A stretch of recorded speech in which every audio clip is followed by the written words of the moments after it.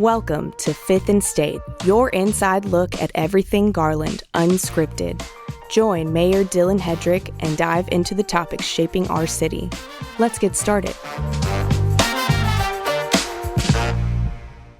Good afternoon, Garland, and welcome back to Fifth and State, where we take you behind the scenes of how Garland works. I'm Mayor Dylan Hedrick. And I'm City Manager Mike Betz. And today we're talking about how code compliance strengthens neighborhood conditions and property values, supports economic development, assists residents and businesses, and helps keep Garland safe, attractive, and thriving. And we're excited today to have our Director of Code Compliance, Brian Morris, joining us. Good afternoon, gentlemen. Pleasure to be here. Good to see you. So tell us, how did you end up in Garland? I know you've been Code Compliance Director in several other places. How did you come here? It was pretty much a long journey to get to the city of Garland. So I'm originally from Atlanta, Georgia, and that's why I started my career in code back in 2012. And so spent, born and raised in the city of Atlanta, and saw an opportunity in the city of Dallas in 2023.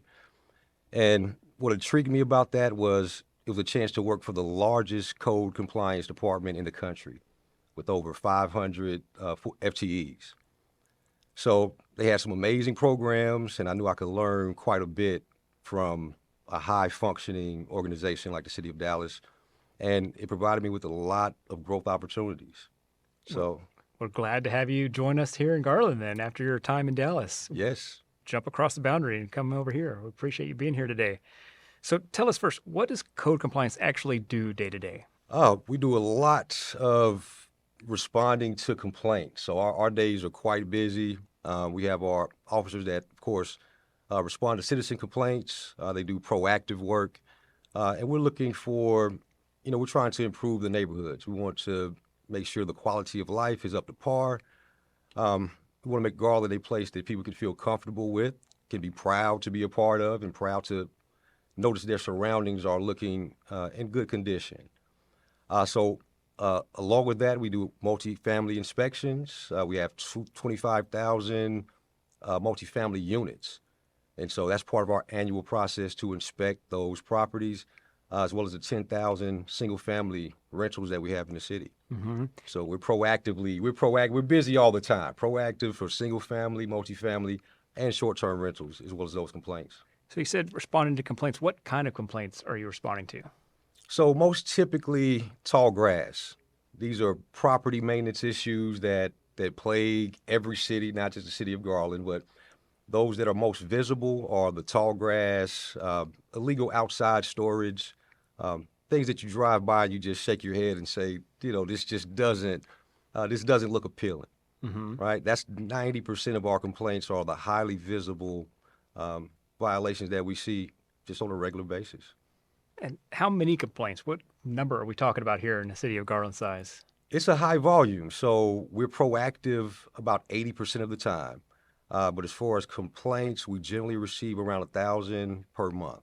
So proactive mean your inspectors are out going and finding stuff on their own, mm-hmm. But the remainder 20%, that's what's given to us by our citizens. Yes, sir. Yes, sir. So we're out proactively patrolling and looking for violations. And so when if we do get a complaint, we're going to do a 360 evaluation of that area. We don't want to just address the issue that they brought to our attention. We're going to survey the area and find out any other violations that may be there. So we want to make sure that we cover that entire scope. So, Brian, when you're out looking at neighborhoods proactively, you're trying to protect those neighborhood standards, right? Yes, Mike, we are. We play a critical role in, believe it or not, in public safety, right? Some areas are more conducive for criminal behavior when the property starts to deteriorate.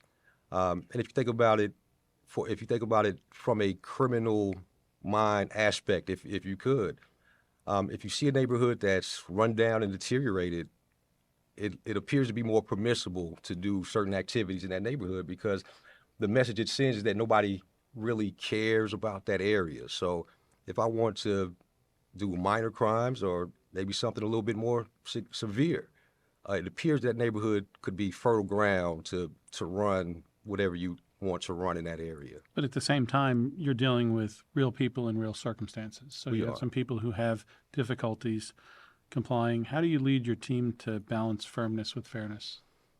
That's always a tough balance, Mike. That's a great question. You genuinely have people that, you have two buckets. You have those that can't do, and you have those that won't do. And trying to distinguish between the two is important. So when we do have those residents that just genuinely cannot comply, right? They may be seniors, they may be on financial assistance, and they just don't have the means, don't have the resources to comply.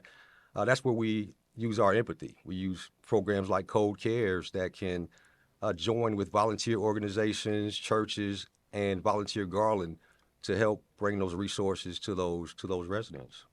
So what is Code Cares? Tell us more about that program. Code Cares, Mayor, is a passion project of ours. It's something that in every jurisdiction that I've been in has always been a key to what we do. We want to show that we do have empathy and really bring those resources to the community. So it comprises here in Garland of a Code Cares tool trailer that we're going to roll out in late spring, early summer, where we can bring lawnmowers, lawn equipment, anything that you need to help bring your property into compliance. We can help bring those resources to you. And we couple that with volunteer organizations. So we work with Josue Diaz with Volunteer Garland, and we bring those resources to bear just to help out the community. If we can paint a fence, if we can cut your lawn and move some debris from your area, for those that qualify for that program, we're happy to bring those resources out to the community. I've volunteered for that program in the past. I think it's a wonderful program to help our residents. Absolutely. Mm-hmm. What types of residents typically qualify for that type of assistance? Thank you. So for Code Cares, we don't necessarily means test it. It's seniors, of course, 55 and older are prime candidates. If they have some disabilities, some physical limitations, then we'll take all that in consideration. We do have some programs that are means tested, that if you are receiving some type of government assistance, we don't get too far into the weeds. Of course, is what they're receiving. We don't want to violate any type of confidentiality, any personal records. But sometimes it's just a matter. We can often tell when someone is genuinely in need and when someone just doesn't really want to comply.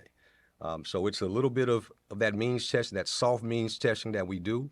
And the other part is kind of a gut feeling in some cases of just who really truly needs the help and who needs to just go out there and maintain their property. Mm-hmm. So in addition to the seniors and disabled residents, you also work with families facing temporary hardships? We do. So we come across that not quite as often as the seniors and those with disabilities, but from time to time we do come across families that do need some extra assistance. And, we just want to be empathetic and help where we can. So if we don't have the internal resources ourselves, we can work with our other resources that we have in the community, Red Cross and church organizations, anybody that's willing to lend a hand and help. We'll try to connect those dots, even if they don't fit into the guidelines of what we're doing as far as Code Cares. We have other resources that we're still trying to develop, and we welcome any participation from church groups to civic organizations that really want to volunteer their time and resources. We truly welcome their participation and their partnership. And people can go to volunteergarland.org as a website that we have to sign up and assist the Code Cares program and volunteer. Yes, sir, they can. So take us through a complaint. So if I see my neighbor has high grass, how do I get that to you guys? What's the best way? And then how does that process work where you receive the complaint and actually go out and do an inspection? Perfect.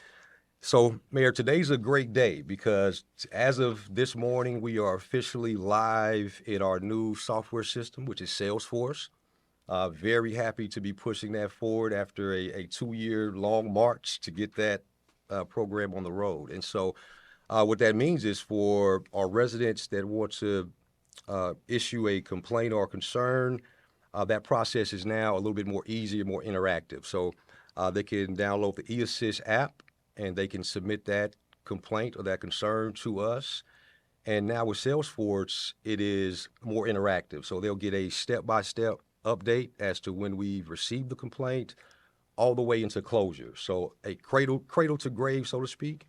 They'll be able to get all of that information step by step until we close that out. So they will know when we issue the notice of violation and then when we finally either abate it ourselves or the resident brings that into compliance. So the eAssist app would be a great way to contact us. They can also go to our website at garlandtx.gov and go to the code compliance webpage, and they can link directly from there and submit a complaint. And on the eAssist app, you can take a picture and send it in to you guys. You guys actually look at those pictures and help you identify issues? Absolutely. That helps us out tremendously, so we can see firsthand what that violation looks like, and we know beforehand what we're going out to address. So that's a huge help. We really encourage all the residents to download the app and to utilize it.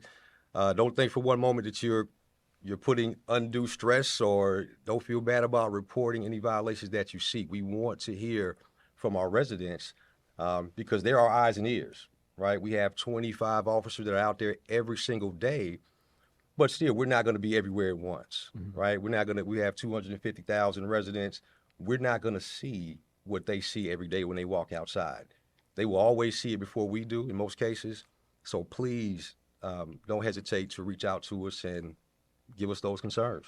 You know, Brian, as a management official with code, in addition to being more interactive with the citizens, does this software give you the ability to get better data so you can better allocate resources?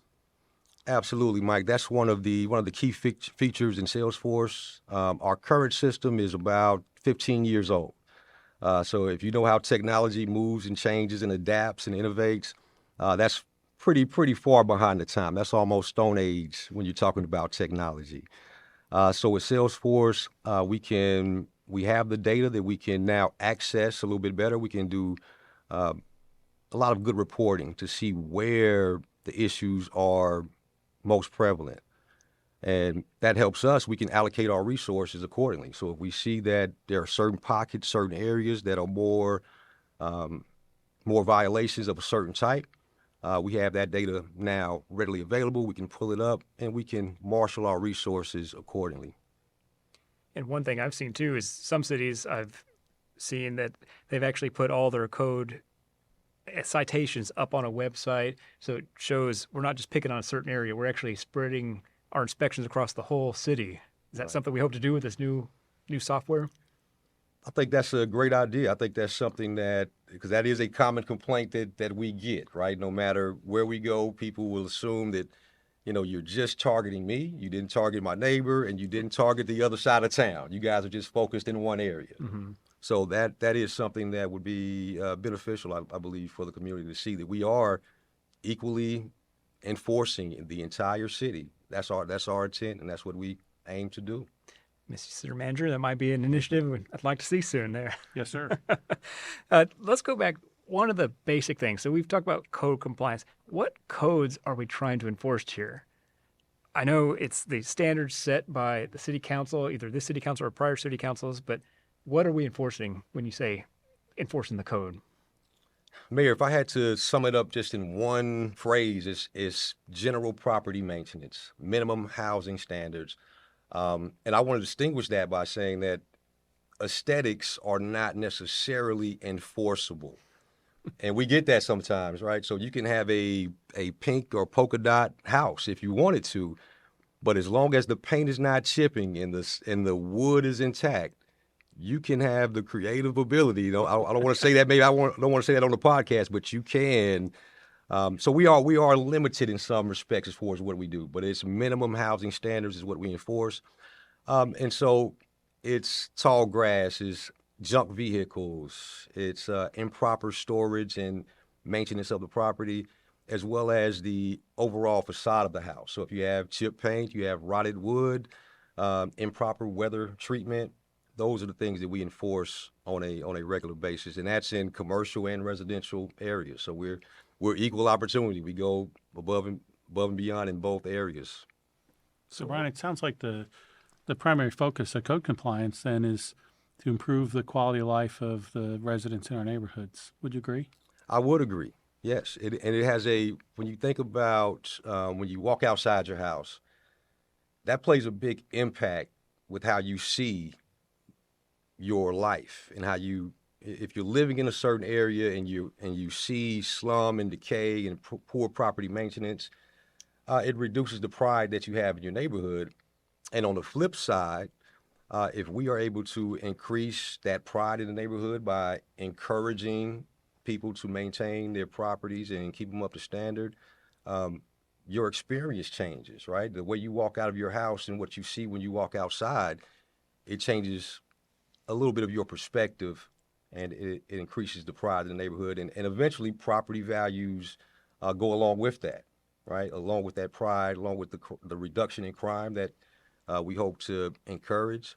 So it has a domino effect. It's not just cut your grass. It's not just as simple as it seems. It does have a larger impact on the quality of life. Absolutely. It's kind of like the broken window theory, one you mentioned earlier. It can lead to worse things happening in an area if we don't correct them early. Absolutely. So tell us about what is something crazy that you've seen out there, or interesting or strange. I know you've been doing this for a while. Give us some stories. Let's hear what you've seen. So, Mayor, we see a lot. I'll try to keep it as customer friendly, PG as possible, but we see quite a bit from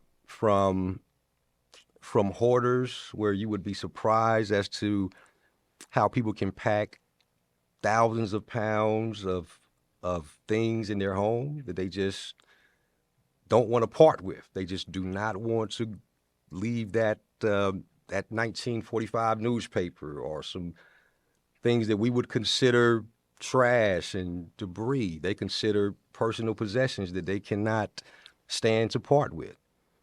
So we will see that from time to time, where you don't have any space to even walk in the home. It's that packed. And of course, it causes a safety concern, right? If a fire was to break out, if you had to leave in an emergency, where do you find the door? Everything is completely blocked. So that's a somewhat common occurrence, and it's challenging to deal with those cases because there are underlying issues when it comes to that. That's somebody that needs some additional resources and additional help, and we try to connect in those cases to get them the help that they need. So those can be very, very challenging. But we've seen everything from we've seen illegal activity of many different kinds, from drug labs to homicides to suicides, that we've come across just on a regular basis of doing our day-to-day jobs. So we encourage our team just to be cautious, to be vigilant. If something doesn't look right, just come back. There's no inspection that you can do that's worth your safety and not leaving the same way that you came today. Do some of those often lead to you calling the police and getting them involved in some of these cases? Absolutely. Our partners in Garland PD they're on speed dial, and they're always responsive when we need that extra hand of the law to come in and help us enforce what we need to enforce. So I know Valentine's Day just passed, and one initiative you had is dealing with these vendors who are on the side of the streets selling stuffed animals or flowers or whatever they may be. Tell us about that and how you enforce our ordinances there. Yes. So we have our weekend warriors that we put out into the neighborhood, and so we have our inspectors will volunteer to go out and work on Valentine's Day and on these special holidays where vendors in the city like to come out and sell their wares, right? And so it seems like an innocent crime or innocent violation, but what it does is it cannibalizes our brick and mortar businesses, right? Those that have done it the right way, that pay taxes, that have employees that work in our city. When somebody just comes out and goes into a parking lot and sells their items, it really affects those brick and mortar businesses. And plus, it doesn't look good. When you're riding down the street and you just see vendors, it creates a environment where folks think that they can just operate like the Wild Wild West. And we don't want that. So we started with education first, Mayor. We let them know, hey, this is a violation of our ordinance. We won't allow any vending. And then we escalated into citations. So at this point, we're just trying to keep a close handle on it. We've had some really good success with it, but it's ongoing. We'll have, as they recognize our patterns, they will, if we're off at 6 o'clock, they will start to come out at 6:30. Yeah. So they're smart. They recognize that our resources aren't 24/7, so we can't be out there at all times, and they adjust. And so we'll do our best to adjust to keep it at bay. Mm-hmm. Brian, you've been to council several times recently to talk about the new civil enforcement program. Can you tell us, why is it important for the city to move away from criminal enforcement and move towards civil enforcement for most of our violations? Thanks, Mike. So civil enforcement, new initiative that we're implementing and rolling out, it's really about efficiency for us. What it does for us, a criminal citation typically takes months and months in order to go through the process, because we have attorneys involved. We have just a longer process and a longer time for it to come on to the docket. With our civil enforcement, we drastically reduce that waiting period and that gap between violation and enforcement. And so instead of a 2-month process, we're now looking at maybe 1 month. And so if we can shorten that gap between violation and enforcement, we think we'll have a bigger impact on obtaining compliance, which is our ultimate goal. So the faster we can get people in front of that hearing officer and to understand that what we're doing is important, we really want to get your attention, and we want compliance at the end of the day. So what's the difference in our civil and criminal fines? So it's one of the major differences is it's a reduction for civil violations. Criminal citations start at $250 and they go up, and they can escalate till they get up to the thousands. With civil citations, they begin at $25 for residential. Next step goes to $75 for second violation, and then they finally max out at $150. So it's a major reduction. And again, that emphasizes that what we're looking for is compliance rather than trying to cause some punitive damage. We really just want people to comply and keep our neighborhoods beautiful and up to standard. This is a similar program to what we had with our parking enforcement. I think the fee structure is even the same. It's very similar to parking enforcement. Mm-hmm. Is the hope, Brian, that by having a reduced fine, that the homeowners will be able to have money then to make repairs instead of money to pay fines? Is that one of the ideas behind the program? Yes, Mike, that's a great point, is that one of the issues and one of the concerns with the criminal citations is that, keeping in mind, we still have the option in those cases where we can go to a criminal violation. But we don't want to be counterproductive, and we don't want to charge so much that it's not allowing for the resident to abate the violation. So that is one of the efforts, one of the initiatives and the thoughts behind the civil citation, is that it leaves some resources left to abate the violation. So what's the future of the Code Compliance Department look like? You mentioned a little bit of software, but what else is there in store for us? The future of code in Garland, we're on a mission. Our team is a dedicated team, and we're on a mission to be one of the best code compliance departments in the country. That's our North Star. That's our guiding principle, is to be the best. And what that means for us is providing the best customer service, doing the best job that we can do for the residents and the businesses and the stakeholders in the city of Garland.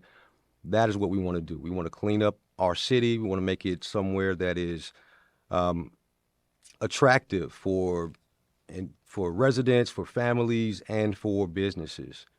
And so we're going to implement Salesforce, which is going live today. We're excited to announce that after a long journey. And then we'll continue. The civil citations will play a huge part in what we do and moving us into the future. And we're always working on new initiatives.